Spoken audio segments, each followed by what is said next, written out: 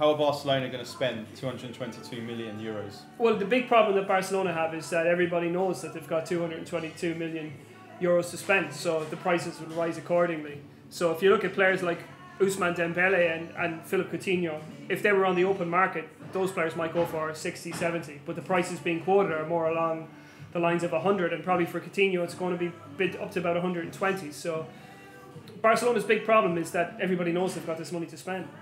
And to add to that, we're too late in the window now. If you want to sign a superstar, you can't just sign them in 2-3 weeks. The selling club needs to buy a replacement, so they need the time.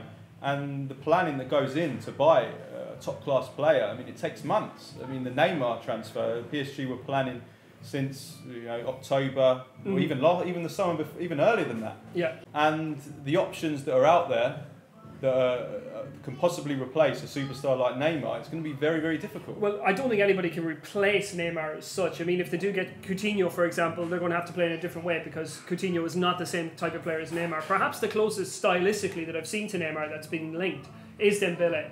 But again, Neymar was very close to the finished article when he arrived at Barcelona, and he improved since then. So they're going to have to go through a bedding in process and a familiarization process with Dembele.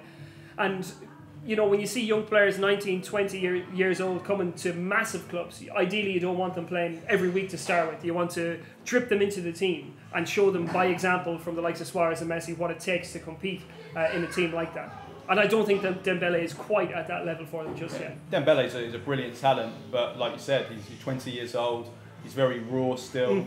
He hasn't nailed down one position. Obviously Neymar played from the left, and Dembele can probably play that role. Yeah.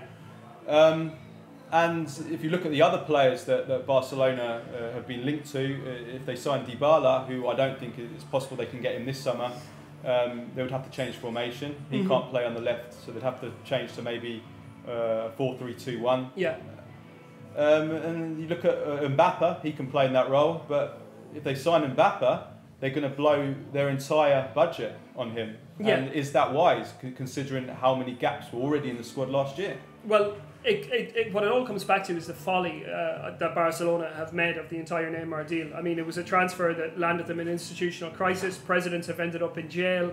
They put a minimum fee release clause into his contract that looks more like a price tag. When you look at this market and you see, players like Kyle Walker going for 50, Lukaku going for a sum up to 90, you think that 220 actually makes sense as a price tag for Neymar. And you compare that to Real Madrid's big stars who have, sort of billion euro buyouts in their contracts, and you see the mistake that they've made at every step of the way with Neymar. It really takes some computation, to figure out just how badly wrong they've gone with this transfer at every turn. And it's just another example of how badly run Barcelona have been over the last 5 years. And if you go back to the Guardiola team that won the Champions League for the second time in 2011, it was, and you looked at that team and you thought it's impossible to destroy a team as good as that. And that's exactly what Rosell and Bartomeu have done. And you see players like Thiago leave, obviously Deulofeu has come back, Denis Suarez has come back, but I think they've lost that intimacy between La Masia and the first team as well. They've always sought to promote players from within, which I think they'll get back to now that Valverde is there. He knows just how to promote players from a B team system, having worked with Athletic for so long. But the big problem that they have now is Messi. I think they had an opportunity this summer to bank everything either on Messi or Neymar. Messi is 30 years of age now.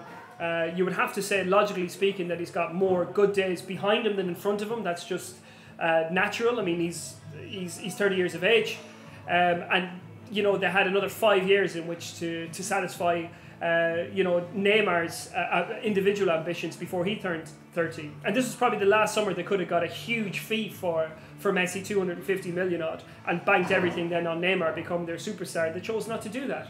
And to keep Messi, it means you have to spend 40, 45 million euros just on a salary every year. I mean, that could pay for 2 or 3 other attackers. And then you have to give him the team that he needs. And I think you'd agree that I don't think Messi, the standard of player that he is, you look at the 1 to 11 that Barcelona have, they don't have the type of team that a player as good as Lionel Messi needs. No, well, that's modern football for you. One player can't win everything, and nowadays it's not like it was in 1986 when Maradona won the World Cup by himself. Football's evolved, and Messi, was it worth it? That's the question. Was it worth everything that they did to keep Messi, to give him his new contract? They've shown him all that love. Don't get me wrong, he's the greatest club player of all time. What he's done for Barcelona, and he deserves to be treated like a king. But they've lost Neymar as a result, and I'm not convinced. I mean, if you look at the history in the transfer market in the last 5 to 6 years, I'm not convinced that they're going to replace Neymar.